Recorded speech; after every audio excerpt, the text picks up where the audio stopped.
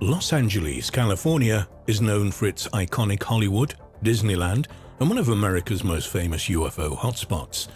The activity there is seemingly a constant, and in the last 10 years alone looks to be escalating.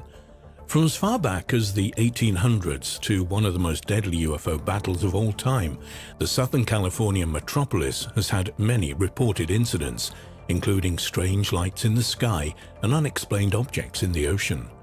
These sightings mystify investigators and researchers to this day. Are they truly coming from the heavens above, or is there something off the coast of California that we have yet to discover? What do they want, and more importantly, why are they here? In the November of 1896, 7 years before the Wright brothers achieved human flight, Los Angeles was a small mining community of around 50,000 people, when local newspapers started to report mysterious sightings in the skies of California. It was the beginning of a phenomenon that was to continue to this day. The objects were described as metallic, featureless objects nearly 125 feet long that hovered in the night sky. The sightings soon moved down to the Californian coastline to the budding metropolis of Los Angeles. This happened years before LAX was ever imagined, and taking into consideration human flight had not even taken place. Whatever was in the skies above their heads was absolutely unexplainable. On June 14, 1992, police switchboards in Los Angeles were flooded with calls describing a very unusual sighting. Normally when someone sees a UFO, there's maybe one or two UFOs. What's really unique about this situation, in Topanga Canyon, there was a large number of UFOs that were seen. They were in the hundreds. Encountering multiple UFOs is a very rare occurrence, but what truly makes these sightings unique is how common they were seen throughout Los Angeles. There are regions on this planet that seem to be a magnet for UFO incidents. According to a scientific study known as the Project Doorway, researchers Barry Fitzgerald and Steve Mira have identified a number of key locations where UFOs seemingly manifest. These are referred to as positive magnetic regions. In a short period of time, hundreds, if not sometimes thousands of cases were reported. They are called UFO hotspots, and they can span the globe. Similar locations have been identified in China, Brussels, Belgium, and Washington, D.C. But one element makes LA unlike any other hotspot on the globe. A history of encounters occurring from Los Angeles to Long Beach to Catalina Island. Together, these locations have become known as the Devil's Triangle of the West. UFO sightings over Los Angeles have occurred pretty much since the inception of Los Angeles as a city itself. The evidence suggests that they started in the late 19th century and continued to modern times. Now that Los Angeles is a huge, sprawling megapolis, the reports of such sightings reach to tens of thousands, so many that not all reports are followed up. On February 25, 1942, only 3 months after the attack on Pearl Harbor, the city of Los Angeles was on high alert. They had just entered into the Second World War. Los Angeles was fearing another Pearl Harbor-type attack, but this time in Los Angeles itself. People were afraid they were going to be next. But on the night of February the 25th, their fears became a reality. Suddenly, in the dead of night, 100,000 people are awakened in a startling citywide blackout. Air raid sirens begin to blow, and citizens emerge from their homes to witness something in the skies over Los Angeles. The city appears to be under attack.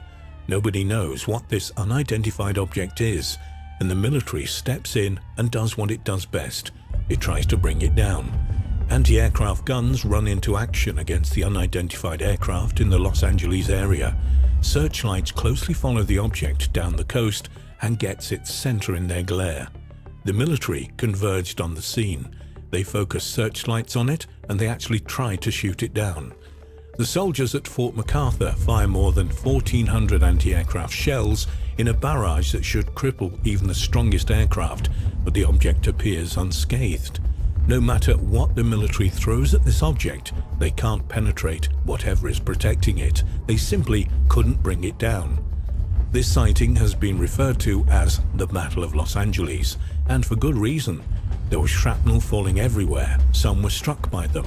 There was a total blackout, and the people of LA began to panic.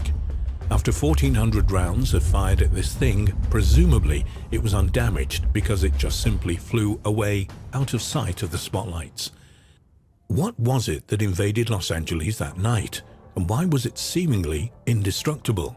Was it a secret experimental Japanese warplane, or could it have been a craft from another world? Even today, people may tell you it never happened. It was just a bunch of people panicking. Wrong. If you go back to February 1942 and look at the headlines in the LA Times, it was described as a real incident. The day after the Battle of Los Angeles, President Franklin D. Roosevelt received a secret memorandum detailing the event. It wasn't until years later, actually, through the Freedom of Information Act, that investigators and researchers were able to get a copy of this memorandum, which basically proved that this event did in fact take place. Shortly after Roosevelt reviewed the report, a statement was released to the general public, one that tells a different story. The military can't identify what exactly this object was, but they had to explain it to the public. What do? They simply claim it was a balloon. When you look at how much firepower was thrown at that thing and nothing touched it, there isn't any type of balloon that exists even today. So you can't just simply dismiss this event with the military's explanation because it doesn't make sense. But for those who were there that night, the question remains, where did the craft come from and where did it go? In the decades that followed, demands for an explanation would be met with government silence. In 1947, President Truman signed the National Security Act, which essentially concealed events like this and potentially future UFO events from the public's eye. In 1964, at the height of the Cold War, the officer in charge, Robert Jacobs, heads to the photographic squadron at Vandenberg Air Force Base in Lompoc, California. According to Jacobs, his mission was to film an Atlas rocket test through all 3 stages of flying, off the coast of Big Sur, north of Los Angeles. The Atlas was an intercontinental ballistic missile, or ICBM, developed and deployed by the US military. The missile he would film was outfitted with a dummy warhead. It was his job to actually track this rocket and film it in flight. Jacobs did his job just as he was ordered to do. However, it mysteriously failed. In his story, Lieutenant Jacobs states that he returned to Vandenberg with the films to be developed. Immediately following their processing, Jacobs was ordered to report to his senior officer. He was called into his superior's office, Major Mansman, and there were 2 plainclothes people there who wanted to question him about what had occurred. Jacobs was shown the film he took. He and the others watched the film of the rocket launching and then in flight prior to it mysteriously failing. According to Lieutenant Jacobs, at this stage, a saucer-shaped craft entered the frame. It's maneuvering around this rocket, which is traveling at many thousands of miles an hour, and all of a sudden it shoots a beam of light into the dummy warhead at the tip of the rocket, moves around, does another one, moves around, does another one, and then the dummy warhead falls off, causing the rocket to fail.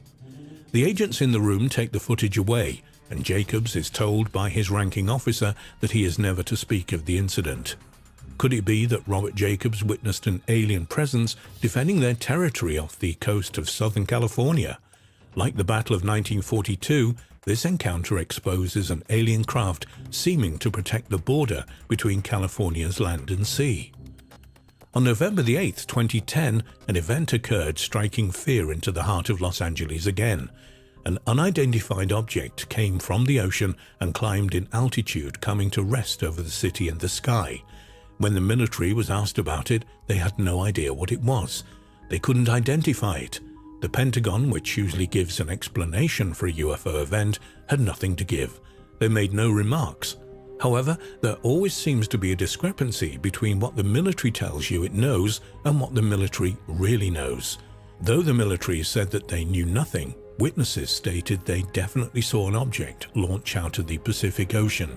The fascinating thing is it might mean there's an underwater base in the Pacific Ocean or in Santa Monica Bay or in the Redondo Trench off Southern California. This has tremendous implications because when people say, how do UFOs get back and forth from outer space? The answer may be that they don't. They're right here on Earth. Is it possible that an extraterrestrial base is located under the water just outside Los Angeles? If so, why has it never been found? Could it be that the UFO portal is the evidence of an alien city just off the coast of California, a city that has only recently been discovered? Los Angeles has always been known as a paradise of beaches, but in the future, it may be known as the place we discovered aliens right beneath the waves.